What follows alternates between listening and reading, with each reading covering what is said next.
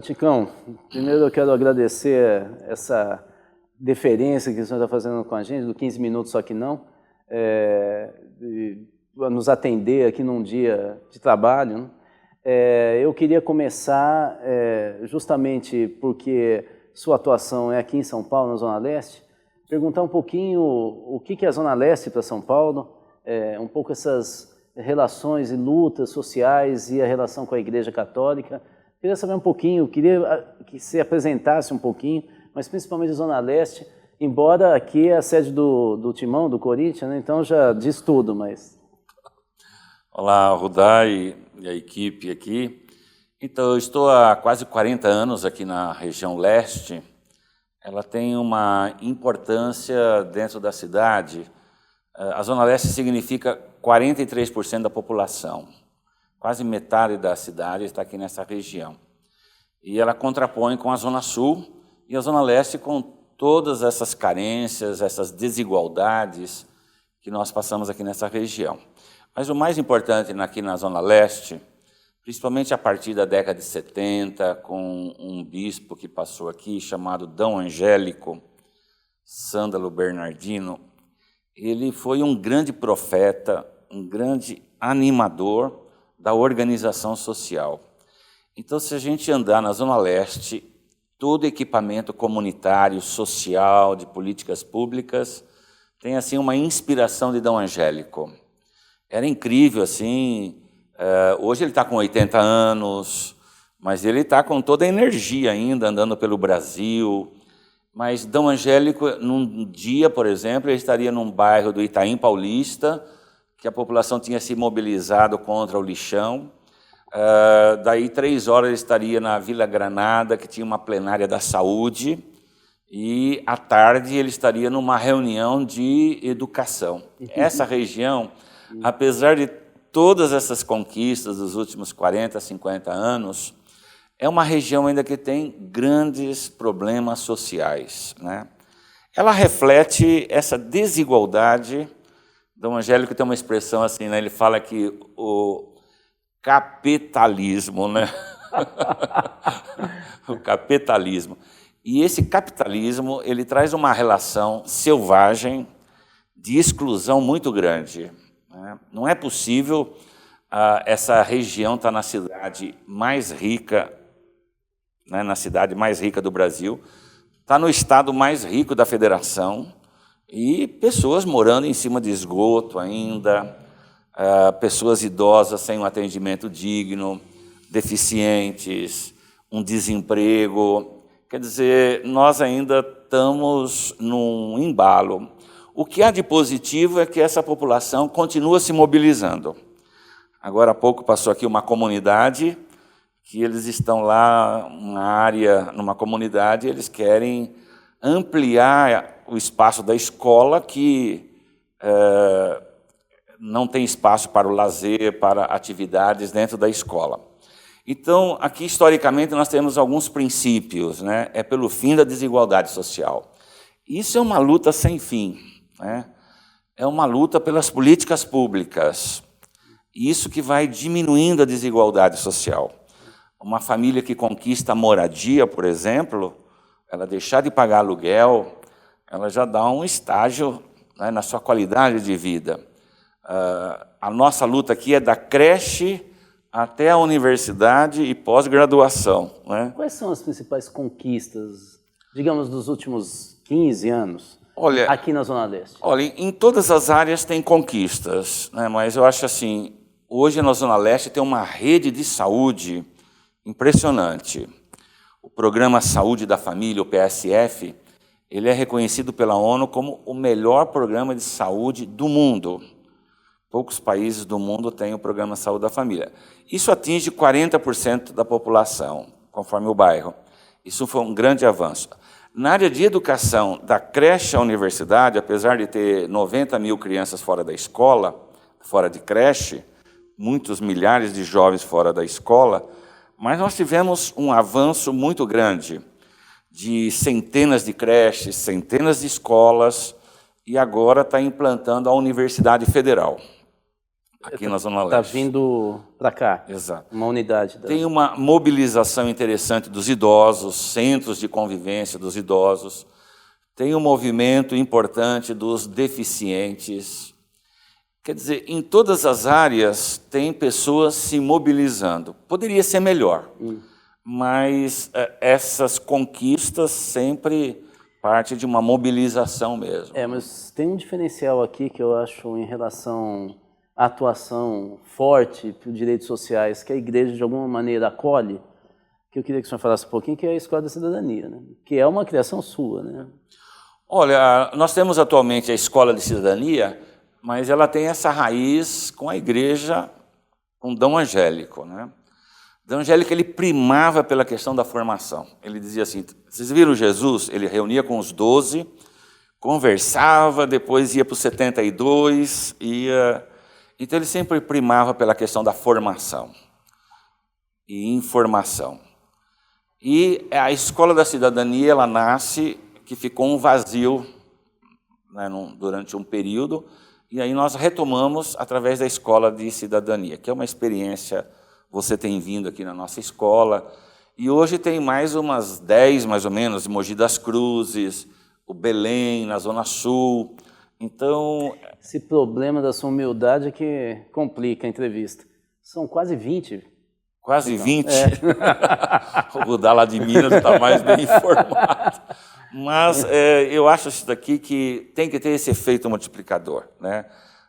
É fundamental que surjam novas lideranças. Eu acho que há um vazio a nível até nacional, na América Latina, essa falta da formação política, social, econômica, e que as pessoas vão assumindo a história. Eu acho que há uma cultura que eu estava vendo, o peronismo assumiu um pouco essa cultura, achando assim que o outro é que vai resolver o problema nosso. Com a Escola de Cidadania, todo mundo começa a perceber que todo mundo tem que assumir a história. E dentro dessa nossa caminhada das políticas públicas, está criando força uma questão assim, o território é nosso.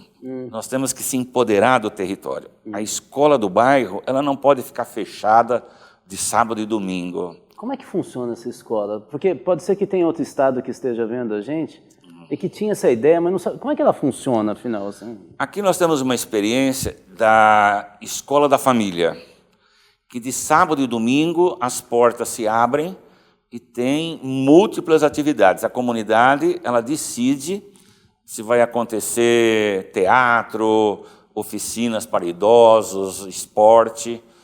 Nós defendemos muito uma iniciativa que teve no Rio Grande do Sul, que lá eles colocam assim, não é só o nome da escola, mas é um centro educacional, cultural e esportivo. Então, a escola é o espaço hoje, eu costumo dizer, mais sagrado de uma comunidade, é a escola. E é ali que ela vai dando a identidade daquela comunidade. Pode estar realizando 1000 atividades, principalmente nos finais de semana. Uma população que trabalha a semana toda, chega na sexta-feira, sábado e domingo, poderia ter múltiplas atividades na escola. Essa dimensão cultural que é rica, né? Aqui nós temos uma população de Minas Gerais, tem aqui uma festa do Divino, que o grupo de Minas é muito participante. E nós temos uma população imensa aqui do Nordeste, que tem uma riqueza cultural, mas que chega aqui e não tem os espaços para ter essas manifestações culturais. E a cultura, no sentido mais profundo, o teólogo Leonardo Boff, ele escreveu um artigo outro dia, que é o máximo, assim, a cultura, ela inspira utopias, né? De você perceber no mundo da cultura, se é uma cultura da dominação, tem agora essa novela, O Velho Chico, que mostra as características de um coronel dominador, e a filha dizendo ao pai, se você tem todas essas terras aqui, é porque você explorou os trabalhadores. Vejam, os seus trabalhadores hoje estão na miséria, na pobreza, e o senhor se enriqueceu. Eu acho essa novela, ela tá, e mesmo a liberdade, são 2 espaços para discutir o Brasil. E a questão da cultura, ela tem que inspirar novas alternativas de organização social. E a cultura, se ela vai peneirando e vai tirando esses mitos de que eu não posso nada. Não, nós podemos da Espanha, nós podemos e é possível a gente ir transformando a partir da comunidade, a cidade, o estado. Então, o pessoal se reúne, então, final de semana, discute o quê? Tem uma pauta, tem um currículo, ganha certificado, não ganha? Que escola é essa? Discute o quê? Parece que vocês estão discutindo plano de metas agora. Isso. A Escola da Cidadania, eu acho assim que é um point das sextas-feiras, né? Tem aquela música, sexta-feira é dia de cerveja, né? Mas é muito interessante porque as lideranças vêm para este encontro e a cada sexta-feira tem um tema. Então vem um economista, por exemplo, que faz um debate sobre o processo econômico do país. Por que nós temos essas desigualdades? E é uma questão impressionante como o sistema financeiro, os bancos, a sonegação.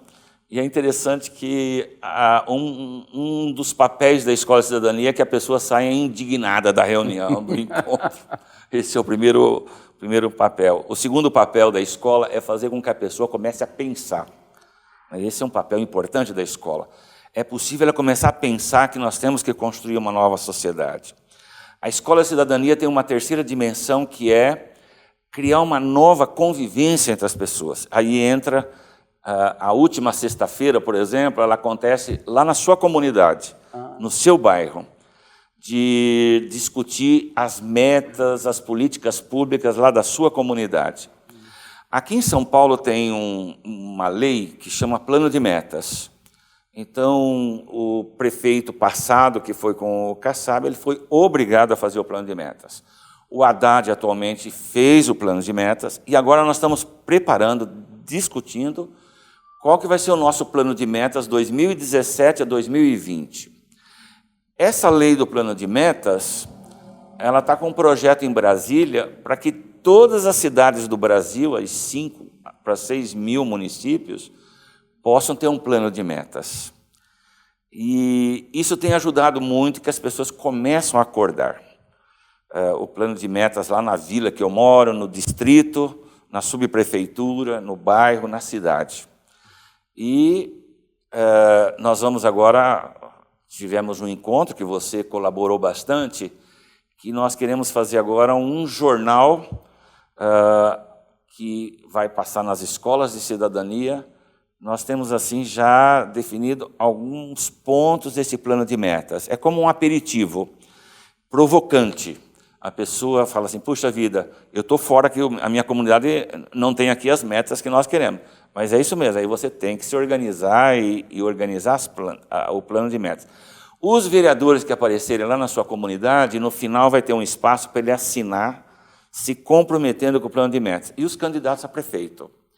Esse plano de metas, ele dá uma visão global da cidade e também o local e o global. Isso é importante, que as pessoas às vezes ficam só no genérico ou fica só na sua rua, no seu umbigo, como a gente fala, né? Mas é importante que as pessoas tenham essa compreensão do conjunto da cidade e das transformações necessárias e urgentes no momento, né? Eu queria que o senhor comentasse um pouco o que o Papa Chico mudou para a igreja, para essa caminhada de vocês, por exemplo. Qual é o impacto? Teria uma contradição com o que está acontecendo no Brasil e no Vaticano? Mudou mesmo para a igreja? E aí terminamos essa entrevista. Olha, essa igreja aqui é São Francisco de Assis, né? Rogai por nós. E Francisco de Roma, rogai por nós, né?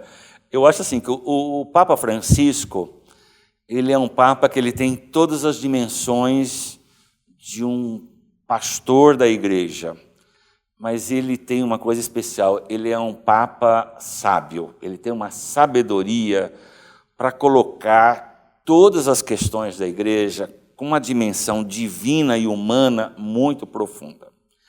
O Papa Francisco, ele coloca diariamente, quem entrar no site Zenit ou Zenit, diariamente, o Papa Francisco, ele tem essa sabedoria iluminada do Espírito Santo, por exemplo, do meio ambiente à ecologia. A carta que ele escreveu, outro dia um professor de uma universidade disse que ele nunca viu uma carta, nem a ONU produziu uma carta como o Papa Francisco, né? Com a sua integralidade do meio ambiente na vida das pessoas. Esses últimos anos, esses 3 anos e pouco que ele está, essa semana incendiou uma conversa da participação da mulher na igreja. Então, o Papa Francisco, ele disse assim, mais ou menos, as mulheres já deviam estar participando da igreja, mas ao mesmo tempo ele diz, vamos dialogar, vamos conversar.